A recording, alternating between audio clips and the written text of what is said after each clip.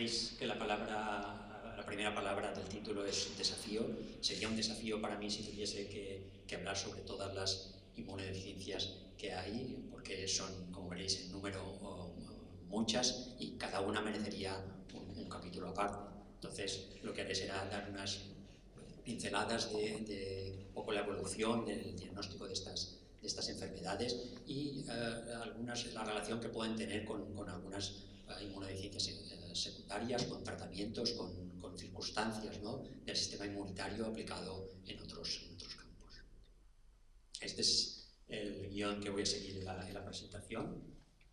Y un poco pues, para definir lo que es una inmunodeficiencia primaria o, como veis abajo, un error congénito de la inmunidad, son un grupo muy heterogéneo de trastornos causados por alteraciones genéticas, veis que está entre paréntesis, no siempre son genéticas, que afectan al desarrollo o a la función del sistema inmunitario. La Organización Mundial de la Salud, o la IUIS, que es la Unión Internacional de Sociedades de Inmunología, la define como, o las caracteriza como una susceptibilidad aumentada a las infecciones, pero también, como veremos a continuación, estos pacientes, pues las personas afectadas por una inmunodeficiencia, tienen también trastornos autoinmunitarios, tienen inflamación crónica, alergia y una elevada predisposición a las neoplasias. La IUIS clasifica actualmente más de 500 entidades que se agrupan pues, dependiendo del mecanismo inmunológico que esté afectado y lo que es más importante ya no solo es el diagnóstico de los pacientes con inmunodeficiencias, sino que estas patologías presentan un modelo clave para comprender el funcionamiento de muchos aspectos del sistema inmunitario y para orientar el diagnóstico y hacer un tratamiento de precisión en muchos casos. Esto es una diapositiva que me gusta poner un poco para ver la diferencia que había, si veis aquí a la izquierda, entre la primera inmunodeficiencia que hay descrita, que es la gamma-globulinemia, que todos nos enseñaban en la facultad de Bruton, o la gamma-globulinemia ligada al X, donde Bruton pues, describe un paciente con un montón de sepsis, normalmente la mayoría de las veces por neumococo y otros procesos infecciosos. Esto es un poco el concepto que teníamos. Estos eran pacientes que había que tratar pues, con vacunas, con gamma-globulina, con antibióticos, como veremos a continuación. Sin embargo, hoy en día la visión que se tiene es de que, además de las infecciones, estos pacientes y las secuelas infecciosas, como pueden ser las bronquiectasias, estos pacientes van a tener procesos autoinmunitarios, van a tener citopenias, enteropatía, alergias y neoplasias. Esta sería la clasificación de los errores congénitos de la inmunidad. Se clasifica en 10 grandes grupos. El grupo de mayor prevalencia es el de las alteraciones o de las deficiencias de anticuerpos, que corresponden al 60 al 70%, dependiendo un poquito de las series o de la experiencia que tenemos nosotros, incluso un poquito más de inmunodeficiencias. A continuación sería el grupo 2, que serán los síndromes bien definidos con inmunodeficiencia, las alteraciones de los fagocíticos, las inmunodeficiencias combinadas y luego ya el resto de grupos en frecuencia. Y lo que es importante es la evolución que ha tenido desde los años 80 del siglo pasado, en que se diagnosticaron las primeras inmunodeficiencias, hasta la última clasificación, que es en 2024, el incremento exponencial en el número de diagnósticos de inmunodeficiencias que se ha hecho. Y esto, sobre todo en los últimos años, ha habido un gran desarrollo gracias a las técnicas de secuenciación masiva que disponemos en la mayoría de hospitales. Aquí pues, veis un poco el número de inmunodeficiencias, unas 576 hay descritas en el último año, la última clasificación. Se han descrito 69 nuevas inmunodeficiencias y es curioso, veis aquí una flecha, el grupo 3, el grupo, como hemos visto antes, más prevalente, pues es el grupo que tiene un menor número de inmunodeficiencias. La primera inmunodeficiencia que se diagnosticó, como os comentaba antes, vuelvo a la imagen del principio, es la diagnosticada por el doctor o el coronel Ogden Bruton en el año 52, y esta es la primera que se publicó y en la que describía un niño con una gran cantidad de infecciones de sepsis por neumococo, además de otro tipo de infecciones, de herpes zóster, de parotiditis, etc. Y con las herramientas que en ese momento tenía el doctor Bruton, pues lo que pudo apreciar es que en un proteinograma pues, no existía una fracción gamma. En aquella época se había empezado a purificar gamma-globulinas del plasma derivado de donantes de sangre, y lo que hizo fue administrar a este niño pues, un preparado de gamma-globulina, y vio cómo incrementaba la fracción gamma en su proteinograma, pero lo más importante es que desde que inició el tratamiento con gamma-globulina, como podéis ver aquí, pues como pueden ver aquí, no hubo más procesos infecciosos, ¿no? Eso es un hito en el campo de las inmunodeficiencias, el diagnóstico y el tratamiento de estos pacientes. Le facilitaría mucho las cosas al doctor Bruton si pusiera de las herramientas que tenemos nosotros ahora en un paciente pues como el que describía él, que este es un paciente de hace unos años en Son Espases, un varón de 16 meses con una enfermedad infecciosa, una neumonía, sin otros cuadros hasta ese momento infecciosos, con antecedentes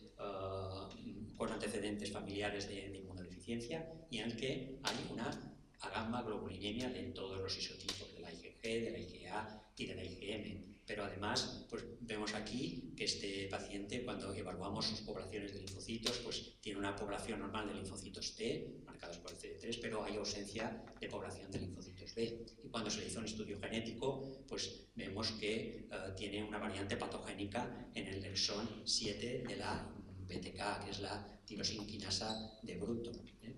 Y la tirosinquinasa de Bruton no se encontró o no se descubrió hasta 40 o más de 40 años después de que el doctor Bruton diagnosticase el primer niño con una inmunodeficiencia. En el año 1993, en estos dos artículos, en Nature y en Cell, apareció pues, la descripción de que las mutaciones en el gen que codifica para la tirosinquinasa de Bruton pues era que lo que provocaba era un stop en la maduración del linfo B, de manera que este linfo B no podía continuar su etapa madurativa, no podía ir a evolucionar a linfocitos B maduros y a células plasmáticas productoras de anticuerpos, pues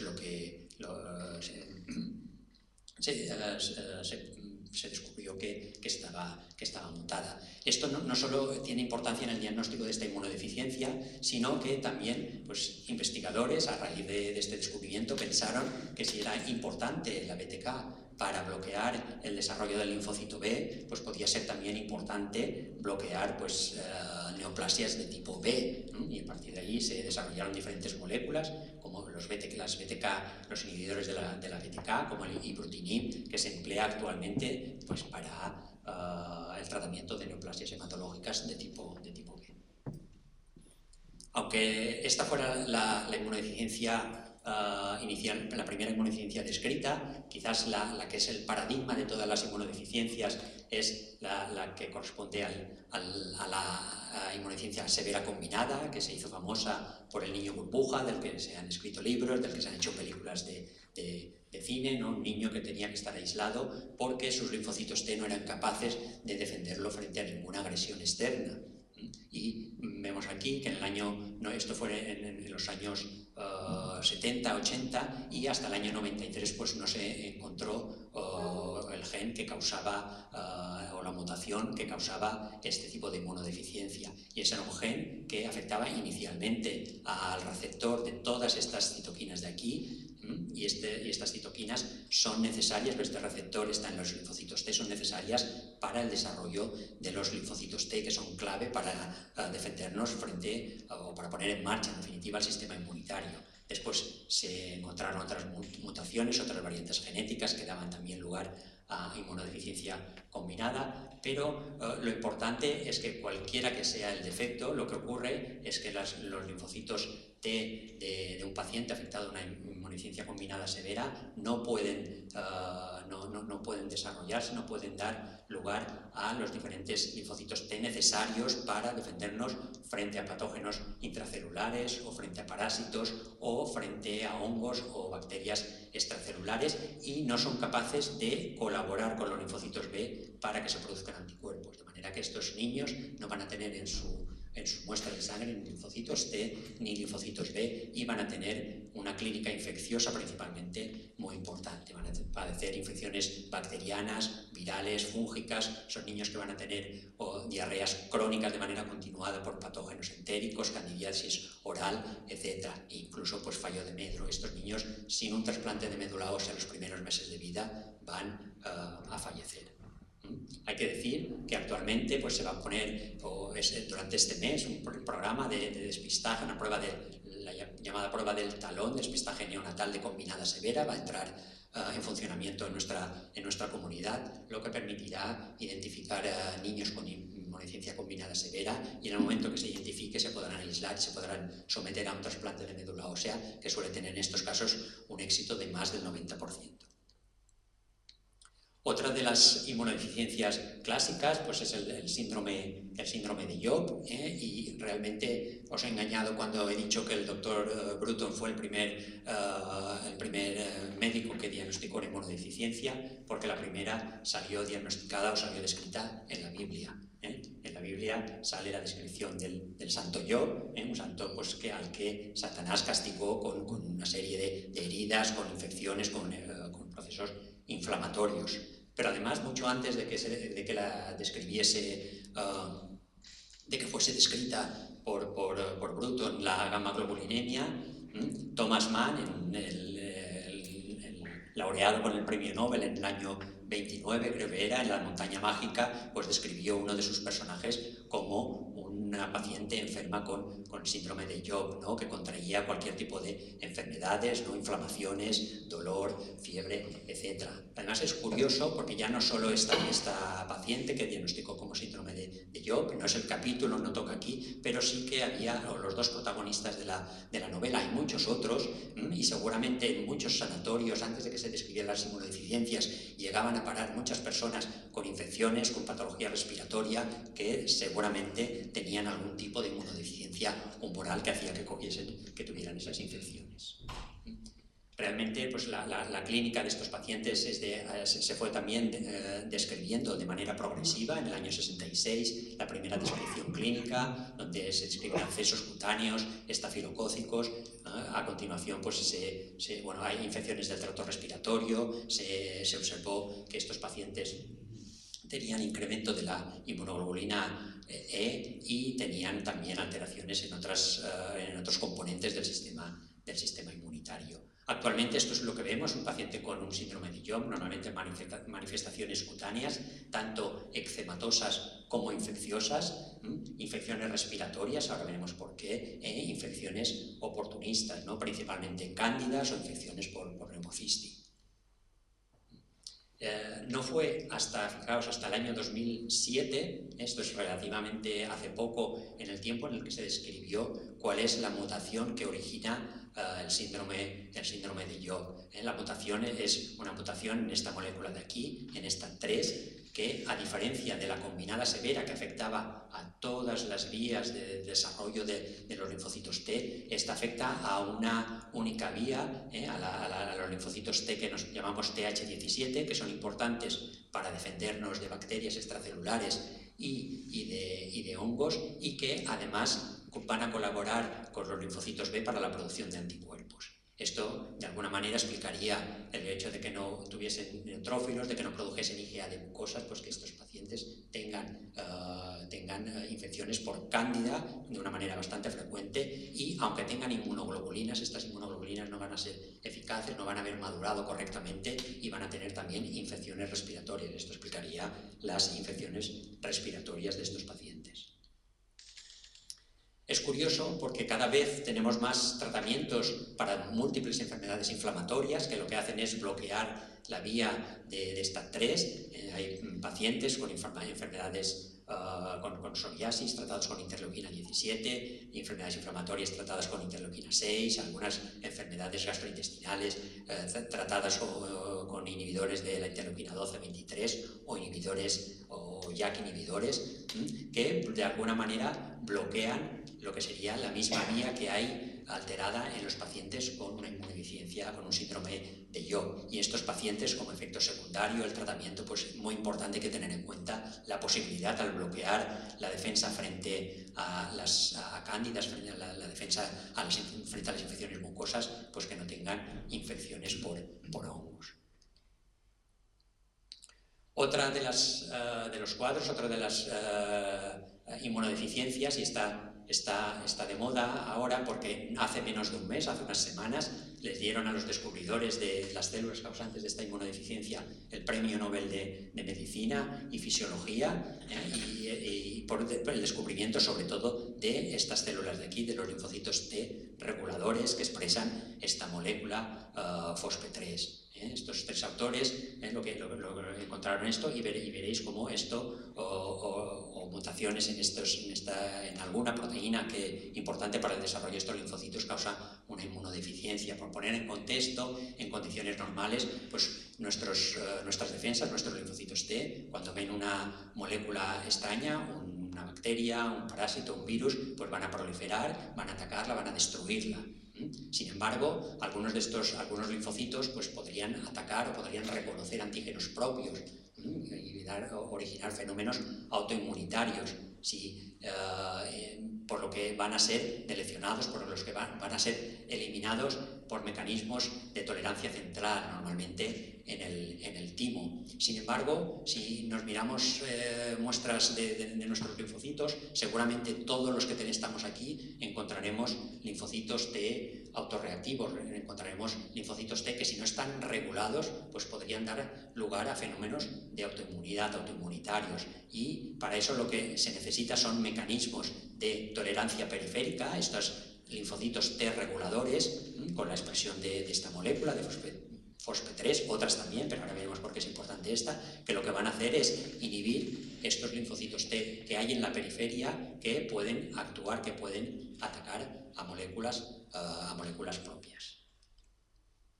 ¿Cómo actúan? Perdonadme por lo farragosa que es esta diapositiva, pero es la que he encontrado más apropiada. Estos linfocitos T reguladores, cómo actúan es por alteraciones o por cambios metabólicos, por deprivación de interleuquina 2 que le quitan a otros linfocitos T para que se puedan activar, por la liberación de citoquinas antiinflamatorias, interleuquina 10, Transforming Growth Factor Beta, y sobre todo pues por la expresión de marcadores en su superficie, como este de aquí, estos dos que hay con la flecha, los he señalado porque veremos a continuación la importancia que tienen, que son CTLA4 y PD1, pues con todos estos mecanismos lo que van a hacer es inhibir tanto a las células presentadoras de antígeno, que van a iniciar la respuesta inmunitaria, como a los linfocitos T, como a las células B.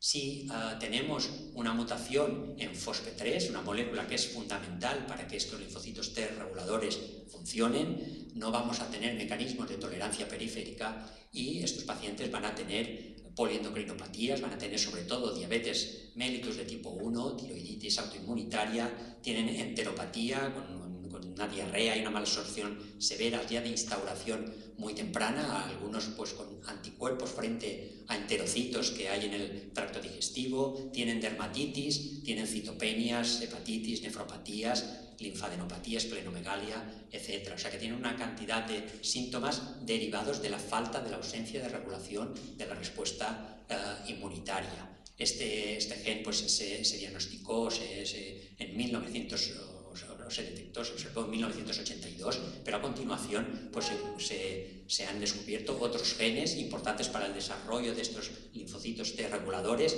cuyas mutaciones pues, también dan lugar a síndromes parecidos al IPES, ¿no? A las mutaciones en FOSP3, y de hecho a todo este grupo de mutaciones se les ha denominado T regopatías o enfermedades no por alteraciones en la regulación.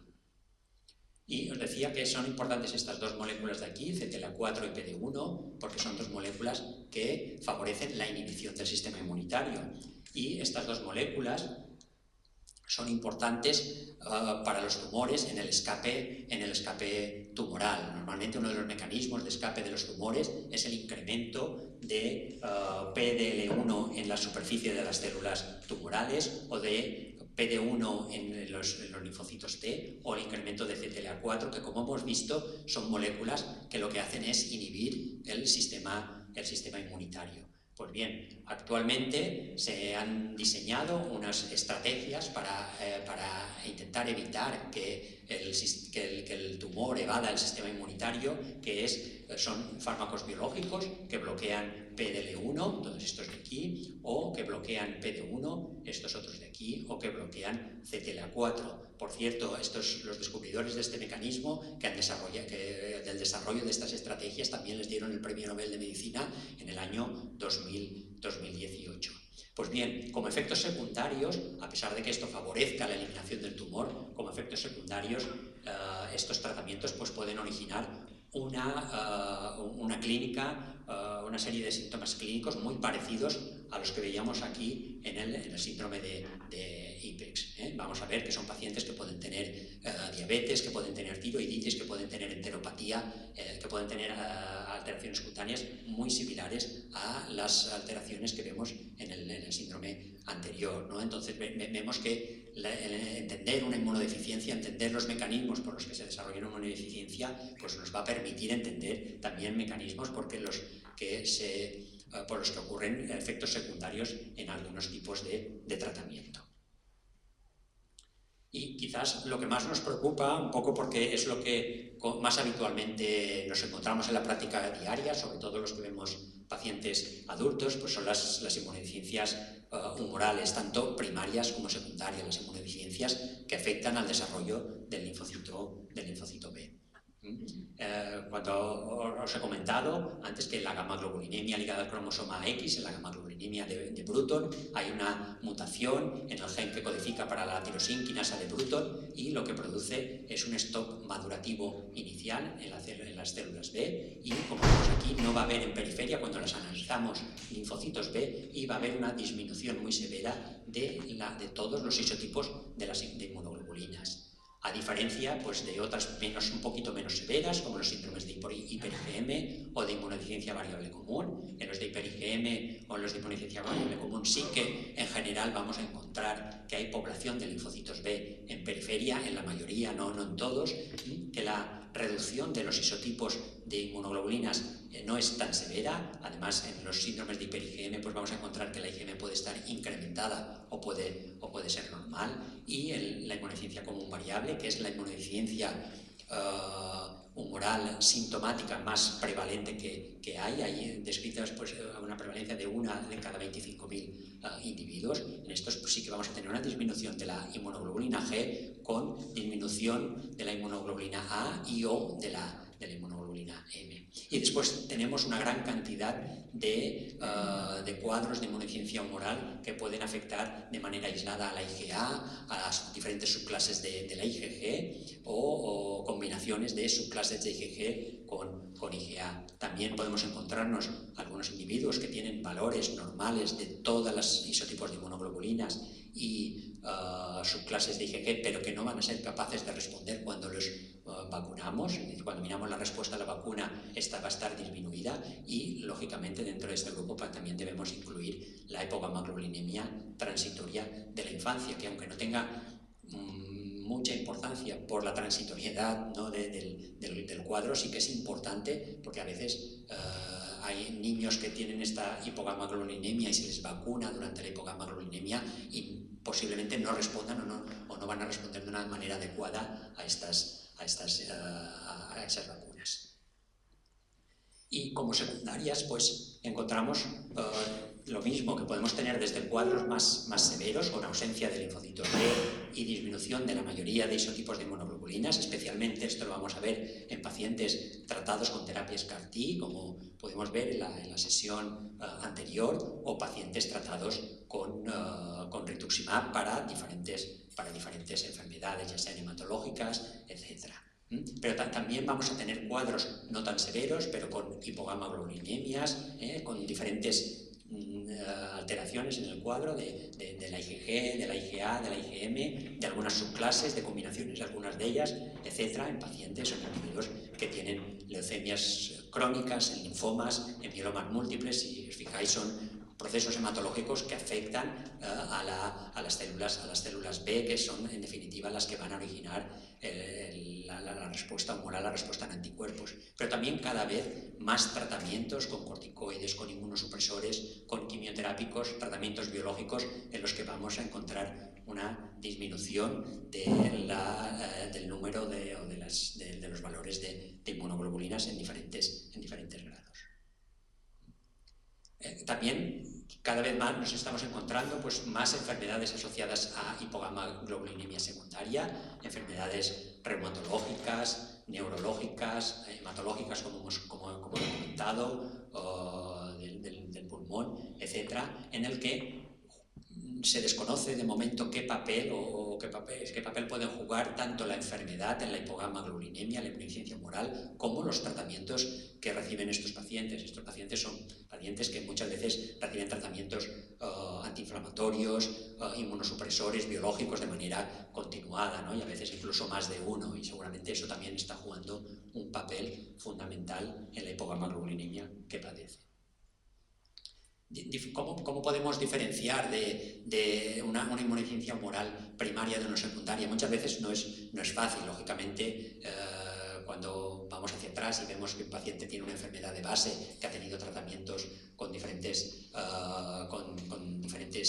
antiinflamatorios, quimioterápicos, biológicos, etcétera, pues nos va a orientar de una manera muy clara, pero muchas veces no es fácil. Sin embargo, hay algunos aspectos del análisis de estos pacientes que nos pueden ayudar. En general, tanto las primarias como las secundarias tienen valores reducidos todas de IgG o de algunas de las subclases de la IgG, pero en general las primarias van a tener valores más disminuidos de IgA, de IgM, y van a tener una disminución más importante del pool de linfocitos B de memoria capaces de producir anticuerpos. Cada vez, pues, como comentábamos antes, pues hay más tratamientos que van dirigidos a células B, ya no solo el rituximab, sino otros que pueden ir más específicos a otras moléculas, ¿no? Aquí tenéis todos los que hay de momento descritos, seguro que hay alguno más, incluso alguno ya más específico de células plasmáticas, sobre todo para pacientes con mieloma. Pero indicaciones tienen en neoplasias hematológicas, también en enfermedades autoinmunitarias, y cada vez más vamos encontrando más indicaciones. Encontramos pues, pacientes con esclerosis múltiple, con lupus, con trombopenias, con anemias hemolíticas, incluso, como veremos después, en pacientes con inmunodeficiencias primarias que es necesario tratarlos con alguna terapia dirigida a células B. Esto pues, lo que van a originar es una inmunodeficiencia humoral con disminución de anticuerpos, con ausencia sobre todo de respuesta a infecciones de vías respiratorias. Son pacientes que van a tener neumonías, bronquitis, infecciones del tracto respiratorio superior, etc. Y como veis, pues cada vez hay más bibliografía al respecto, ¿no? De hipogammaglobulinemia y células B. Esto es una búsqueda bibliográfica hecha hace unos días, en la que vemos que hay 35.000 artículos y casi todos de los últimos años en los que se describe pues, la importancia de la hipogammaglobulinemia secundaria a la deplección de la población B.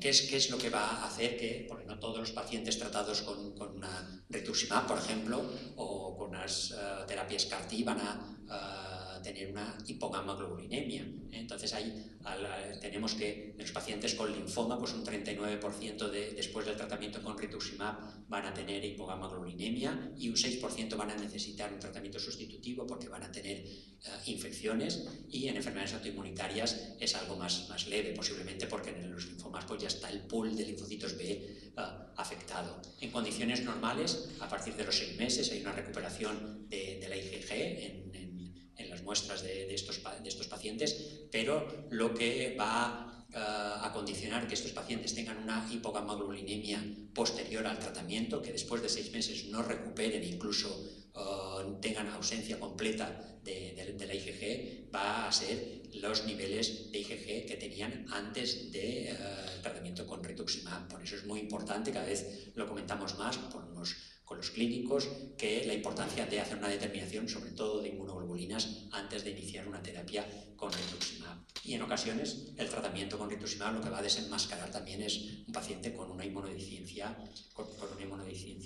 primaria, que a veces pues, ha estado ahí latente y que después de tener un linfoma pues, la hemos podido descubrir. ¿Cómo tratamos a estos pacientes con inmunodeficiencias humorales? Pues no podía, como decía Jordi, soy miembro del comité asesor de vacunas y lo que está claro es que en todas las indicaciones de tratamiento está la vacunación. En los pacientes con inmunodeficiencias, en los primarias, con inmunodeficiencias secundarias, hay que vacunarlos. Antes, pues es importante, es una intervención muy eficaz en la población en general, pero en todas las indicaciones está pues, que es importante en individuos pues, con inmunodeficiencias, con enfermedades inflamatorias, reumáticas, en tratamientos inmunosupresores, etc. Y un tema también muy importante es muchos de estos pacientes no van a tener una respuesta humoral al 100% adecuada, pero todo lo que podamos exprimir sus anticuerpos, sus defensas, pues va a ser bienvenido, pero sí que también es importante que estos pacientes los aislemos, es decir, que todos los convivientes pues, estén vacunados y eviten que les llegue pues, la infección, la bacteria, el virus a los pacientes que puedan estar inmunosuprimidos. En algunos casos utilizamos la profilaxis antibiótica, hay diferentes tratamientos, diferentes dosis, diferentes pautas de acitromicina, de amoxicilina, de Septrin, etc. Pero cuando es necesario, estos pacientes lo que van a necesitar cuando hacen infecciones, cuando la carga infecciosa es muy importante, es un tratamiento sustitutivo con inmunoglobulinas. Las inmunoglobulinas se obtienen de plasma humano, de donantes de sangre, de donantes de plasma, mediante una serie de procesos de fraccionamiento, porque hay que intentar pues, mantener su integridad biológica, no romperlas, por decirlo de alguna manera, y un proceso pues, con etapas de inactivación, eliminación de posibles patógenos, de manera que tengamos un producto que sea seguro, que sea estable, eficaz, con una vida media similar a la IgG endógena, es decir, entre unos 20 y unos 30-40 días. La Organización Mundial de la Salud recomienda que cuando se saquen pools de plasma, las inmunoglobulinas que administramos proceden de al menos un mínimo de 1000 donantes y aconsejan incluso más, ¿no? Que es lo que se hacen ahora en las casas comerciales, entre 4000 y 50.000 litros, para que haya una adecuada representatividad de todos los anticuerpos. La administración de los preparados de inmunoglobulina que administramos son inmunoglobulina G generalmente, y hay trazas de albúmina y de otros isotipos, y es verdad que de la IgG, pues, sobre todo de IgG1 y IgG2, y hay menor concentración de IgG3 y IgG4. A diferencia de la administración intramuscular que puso a su paciente el doctor Bruton en los años 50, hoy en día las tenemos para uso intravenoso y para uso subcutáneo, que además pues, facilita mucho la vida a los pacientes, sobre todo niños o pacientes que tengan que ponerse pocas cantidades, porque puede hacer una autoadministración domiciliaria. Os he hablado de inmunodeficiencias humorales, pero sí que me gustaría hacer hincapié en la inmunodeficiencia variable común, que es la más, como os he comentado antes, la más prevalente de todas las inmunodeficiencias humorales, y este sería el cuadro típico de una mujer de 40 años, es decir, una paciente diagnosticada en la edad adulta. Algunos pacientes los hemos diagnosticado a los 60 años, que tiene antecedentes de infecciones del trato respiratorio, con una hipogammaglobulinemia, con una respuesta a las vacunas disminuida, en este caso una linfopenia TCD4, y aunque tenía una población de linfocitos B normales total, su población de linfocitos B de memoria está muy disminuida.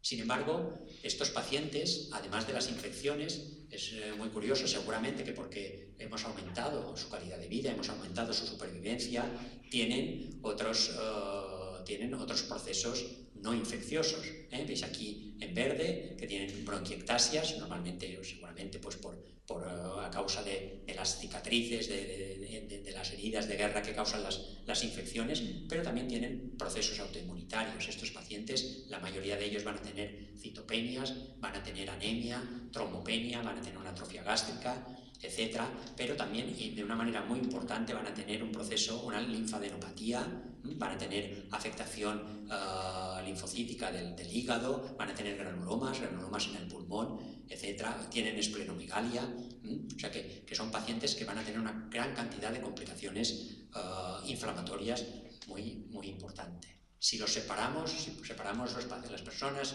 los pacientes diagnosticados con inmunodeficiencia variable común en dos grupos, vemos que los pacientes que solo tienen infecciones, tratados con inmunoglobulinas, vacunados correctamente, con sus tratamientos, con pautas de antibiótico cuando sea necesario, van a tener una supervivencia hoy en día muy alta. Posiblemente por esto, pues debido a esto, los que no tienen estas características o los que tienen características inflamatorias, veis que la supervivencia, que la mortalidad de los pacientes va a ser mucho mayor.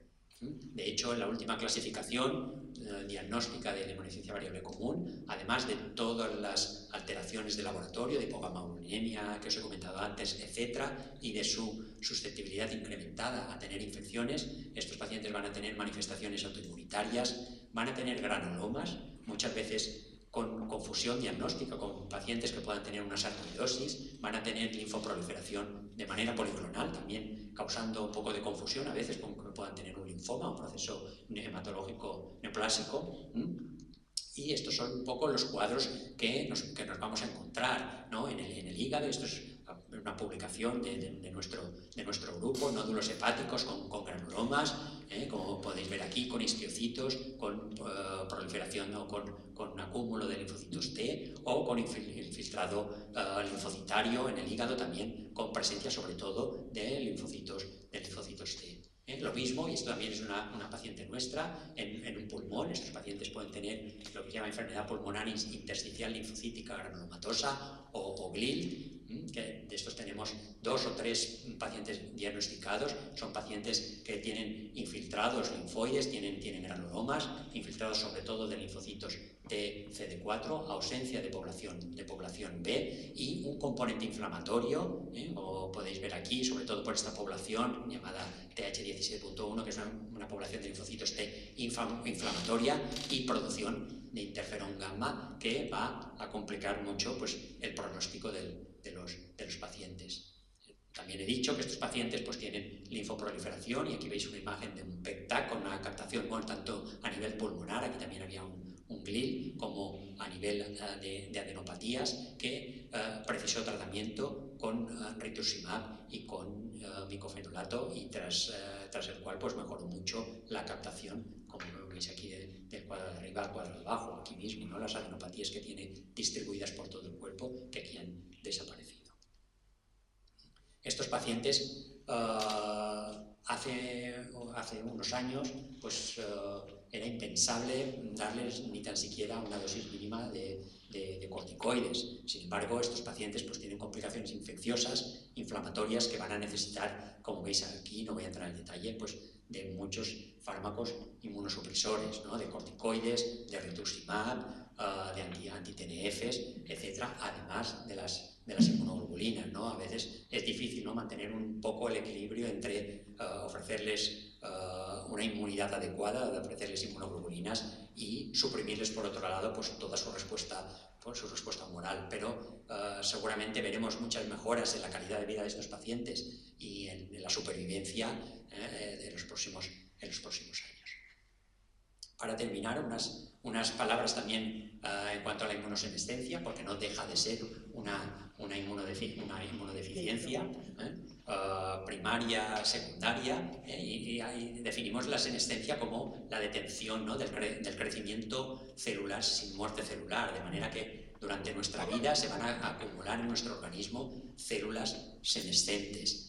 La característica, lo importante de estas células senescentes es que lo que van a dar es un patrón de inflammaging, o un patrón, por decirlo de alguna manera, inflamatorio, ¿no? Con producción de citoquinas, de mediadores de la inflamación, y esto va a hacer que nuestras defensas, que nuestro sistema inmunitario se debilite, de manera que vamos a tener infecciones, vamos a padecer fenómenos autoinmunitarios y podemos padecer cáncer, ¿no? Y esto está descrito, ¿eh? Aquí veis que las infecciones respiratorias por grupos de edad cómo incrementan de manera exponencial, y esto además lo vivimos en la pandemia con el COVID. Los pacientes, los grupos de edad mayores pues tenían, además de más infecciones, tenían más ingresos en la UCI y más fallecidos, posiblemente por alteraciones en su sistema inmunitario, por diferentes mecanismos, ya sea por alteraciones, por disminución de su médula ósea, por disminución del timo, por alteraciones en todas las células, no me voy a entretener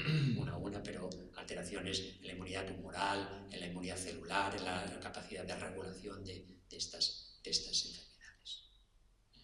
Como conclusión, y ya para terminar, comentar un poco, a modo de resumen, que las inmunodeficiencias primarias comprenden más de 500 enfermedades congénitas del sistema inmunitario, muy diversas y muy complejas, que pueden manifestarse con infecciones, pero también con fenómenos autoinmunitarios, con inflamación crónica, con alergia, con predisposición a neoplasias, que casos clásicos como los que he mostrado hoy, como Bruton, la combinada severa, el síndrome de Job o el síndrome del IPEX, ha permitido descifrar rutas claves en el sistema inmunitario e impulsar nuevos tratamientos y entender efectos secundarios de nuevos tratamientos. Decir que aunque estas pues, son interesantes, las humorales son las más prevalentes y que las secundarias son cada vez más frecuentes debido a nuevas terapias biológicas, inmunomoduladoras, y es importante diferenciar, aunque a veces no sea fácil, entre ambas y optimizar su tratamiento. Que algunos pacientes con inmunodeficiencias humorales, como os habéis visto, la inmunodeficiencia común variable, presentan un elevado número de complicaciones no infecciosas que deben tratarse pues, con fármacos biológicos o inmunomoduladores, algo impensable hace unos años, y que la inmunosenescencia representa un modelo natural de inmunodeficiencia con incremento del riesgo de infecciones, de autoinmunidad y de neoplasias, y lo que refuerza la importancia de establecer medidas de prevención, principalmente de vigilancia y sobre todo de vacunación. Bueno, yo he dado esta sesión, pero esta sesión también tengo que decir que la he dado gracias a que junto conmigo tengo un gran equipo de compañeros que trabajamos tanto en la parte clínica como en el laboratorio. Estos son los componentes del servicio de inmunología, y la complejidad de estos pacientes pues también hace que tengamos que interactuar. Tenemos un comité de inmunodeficiencias en el hospital con otras especialidades para aportar cada uno nuestro punto de vista, ¿no? Con pediatras, con neumólogos, digestivos, hematólogos, internistas, dermatólogos, microbiólogos, farmacéuticos, y seguramente me dejo alguno. Todo esto en beneficio, y por eso también tenemos una estrecha relación y colaboración con las asociaciones, con la Asociación de Pacientes de Inmunodeficiencias Primaria, como decía, todo eso en beneficio de nuestros pacientes. Gracias por vuestra atención. Muchas gracias, doctor Pons, por esta magnífica puesta al día. Y antes de hablar a la audiencia, yo me gustaría que me explicara un poquito, por ejemplo, la vacunación es necesaria, esto es indudable, y lo necesitan más estas personas, pero tienen poca respuesta a la misma. Se han hecho algunos estudios para evaluar a ver si aumentando la dosis del antígeno o aumentando la frecuencia de las vacunaciones se puede, diríamos, sobrepasar este defecto. Sí, de hecho hay estrategias en ese sentido. Una pues sería, como bien dice el doctor Besalduc, aumentar la dosis antigénica. De hecho, en la vacunación antigripal, hablando de senescencia, pues en grupos de más edad se está haciendo, y también ofrecer vacunación con adyuvantes. Los adyuvantes, un tema en el que no he entrado, lo que ofrecen es una especie, por decirlo de alguna manera, de coestimulación, de incremento del proceso inflamatorio para activar más la respuesta inmunitaria. Así que en ese sentido. Y luego también es verdad que normalmente nosotros cuando medimos respuesta a las vacunas solemos, y esto lo discutimos mucho con el doctor Reina, solemos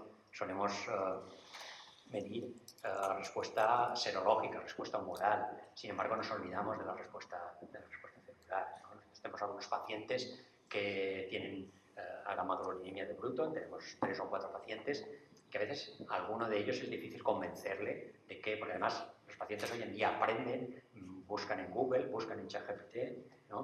Y te sorprenden las preguntas, ¿no? Entonces dicen, no, pero si yo no tengo anticuerpos, ¿cómo voy a responder en anticuerpos? Pues no tienes anticuerpos porque te los aportamos, seguramente te aportamos parte de lo que hay, de la respuesta que tendrían esas vacunas, pero tú tienes células T que funcionan y que posiblemente de alguna manera no lo podemos medir o no lo medimos, pero seguramente también están ofreciendo algún tipo de protecció. Molt bé, gràcies. Doctor Reina, vol fer algun comentari? Sí, per curiositat, quina és la incidència de les immunofícies primàries? Per exemple, a Balears se sap exactament cada any, per exemple, dels 10 o 12.000 nens que neixen, quina és la incidència de les primàries, perquè has parlat que s'ha començat a fer un cribat. No s'havia fet fins ara perquè la incidència no era raonable o perquè s'ha vist un increment o perquè ja fa falta fer-ho perquè són nens que s'han de tractar des del principi. La incidència és que depèn del tipus. Si tu ho agafes com un conjunt, les immunodeficiències, totes juntes, les 576 entitats que hi ha, poden dir que hi ha una de cada 2.000, 4.000 persones hi ha una immunodeficiència que no deixen de ser rares. Si ens centram a la immunodeficiència combinada severa, que és la que es fa el cribat amb la prova del taló, teòricament en trobarien una entre cada 40.000 i 50.000 nascuts. O sigui que aquí a Balears han calculat que sortirà una cada 4 o 5 anys, que compensa la despesa que se fa amb fer la prova del taló per curar a un únic pacient cada 4 o 5 anys. Segur que sí. Però aquesta és la prevalença. I també ens ajudarà perquè hi haurà falsos positius, en el sentit que hi haurà altres immunodeficiències no tan severes que no necessitaran d'un trasplantament de mèdula, però que si les diagnostiques ràpid, si les veus ràpidament, pots començar tractaments, començar a vacunar, si és necessari també fer aïllament o si és necessari administrar immunoglobulines. O sigui que té aquesta part que també pot ser beneficiosa.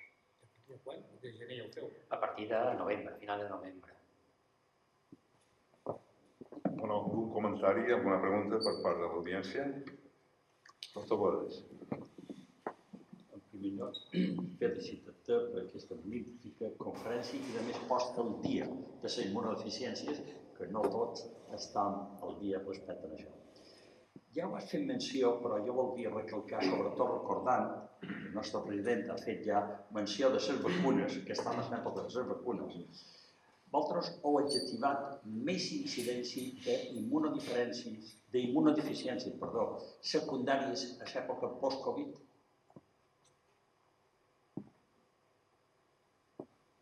No podria donar un valors, però sí que hem vist que després del Covid sí que hem vist la gent s'ha preocupat més, s'ha estudiat més i alguns tractaments, els pacients en el Covid, sobretot en Covids més greus, per tant, jo he posat amb tocilizumab, amb inhibidors de la interleuquina 6. La interleuquina 6 sí que és important en la producció d'immunoglobulines i sí que hem vist, no en una clínica molt severa, però sí que hem vist hipogamaglobulinèmies secundàries en el tocilizumab.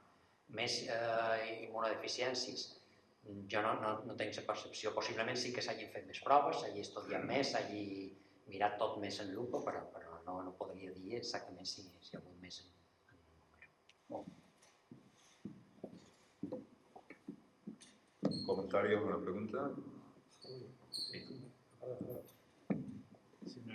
una pregunta o una curiosidad. ¿Hasta qué punto los factores ambientales hoy en día influyen en las inmunodeficiencias adquiridas? Cada vez hay más factores ambientales que no sabe bien la capacidad que tienen de influir en las inmunodeficiencias, en las alergias, hay más enfermedades inmunes. ¿Hasta qué punto hoy en día esto es conocido o estudiado por los especialistas? Hay grupos, no lo voy a decir porque no tengo información, pero sí que hay grupos que estudian lo que es la función ambiental, ¿no?, en el desarrollo de enfermedades más que inmunodeficiencias inflamatorias crónicas, Y bueno, yo estuve, como ha comentado el doctor Reina, estuve 3-4 años trabajando con el doctor Agustí en neumología, haciendo investigación, y sí que el tabaco de una manera muy importante altera la inmunidad, ¿no? Altera la inmunidad celular, la inmunidad humoral. De hecho, uno de nuestras publicaciones, pues lo que vimos es que los pacientes con EPOC tienen alteradas los linfocitos T reguladores, ¿no? Que han sido laureados con el premio Nobel de este año, ¿no? Esto ya lo vimos hace unos años, ¿no? Sí que el tabaco, en cierta manera, altera pues, prácticamente todos los procesos inflamatorios, todos los procesos autoinmunitarios. Un comentari, si hi ha una alçada.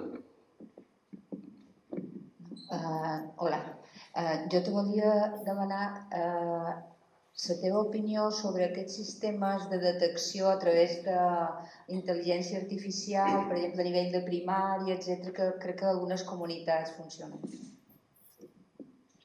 Jo crec que això, bueno, ja ho hem comentat, no? És el futur, no? O sigui, o el present, de fet, a Barcelona, i ara ho han publicat aquest mes en el Journal of Allergy, Clinical Immunology, el Vall d'Hebron, no? Un estudi que han fet de detecció d'immunodeficiències amb intel·ligència artificial en els diferents programes d'història clínica on pacients diagnosticats amb pneumonies, amb bronquitis, amb informació del laboratori, amb hipoglobulinèmies, si hi havia diferents tipus de factors, si es feien, sumaven, s'identificaven i després s'estudiaven de manera més profunda. I jo crec que això és el que anirem, ja no amb aquesta malaltia, sinó amb moltes altres sistemes d'història clínica com els que tenim a l'hospital permetran identificar paraules o malalties claus per diagnosticar immunodeficiències i altres malalties.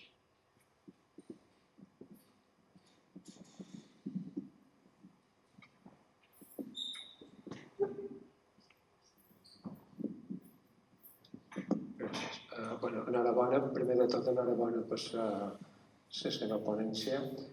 Tenia una curiositat, simplement. He vist una transparència d'aquestes que era desbloqueig de les respostes inflamatòries que THD7 i posava bloqueig de JAK-STAT. Això són dues mutacions? No, aquesta feia referència a fàrmacs biològics que bloquejaven interleuquina 17 o interleuquina 12-23 o inhibien els JAKs o les molècules JAK o molècules STAT, que són tractaments que se donen i que s'ha vist que com a efecte secundari poden alterar no tant els JAK-STAT, si més el bloqueig directe de l'interleuquina 17, poden alterar aquesta via i poden donar lloc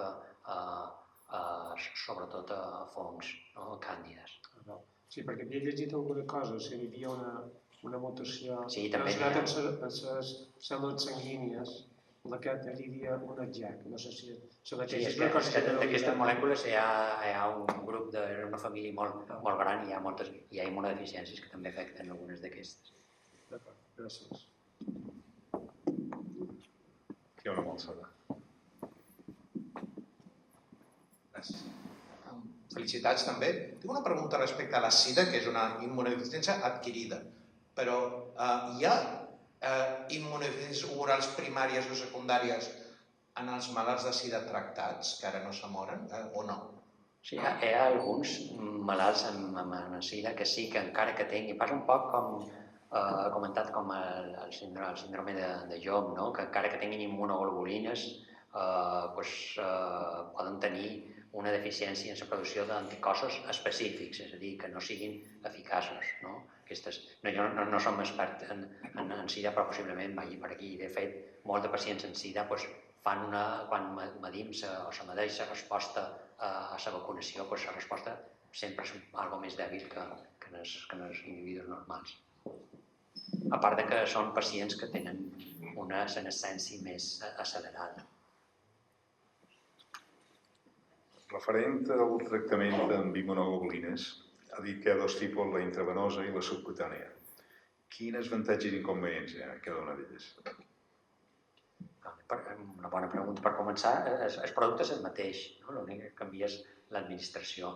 Les avantatges de la intravenosa és sobretot que se poden administrar grans volums, sobretot en pacients que tenen una hipogàmia molt severa d'inici, però necessites una via venosa, necessites personal entrenat, necessites un tractament hospitalari, mentre que la subcutània és un tractament que intentant que s'impliqui el pacient i es veure que potser l'administració ha de ser més freqüent, cada 7 o 14 dies, cada setmana o cada 2 setmanes, però el pacient s'oblida d'anar a l'hospital, va a la farmàcia a cercar el seu tractament i s'ho autoadministra, se pot gestionar el moment en què s'administra i sempre facilita i implica molt més al pacient.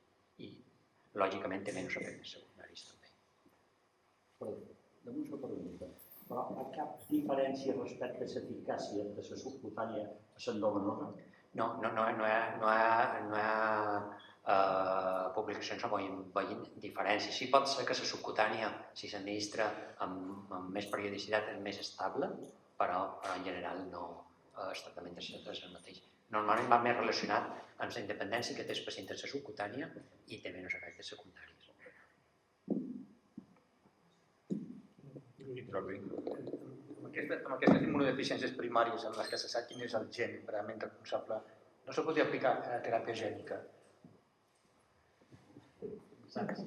Sí, s'ha aplicat. El que passa que se va amb molta cautela perquè fa uns anys va haver problemes amb una teràpia gènica i no va anar bé i va haver efectes adversos, no? Però sí que n'hi ha algunes. I segurament cada vegada n'hi haurà més.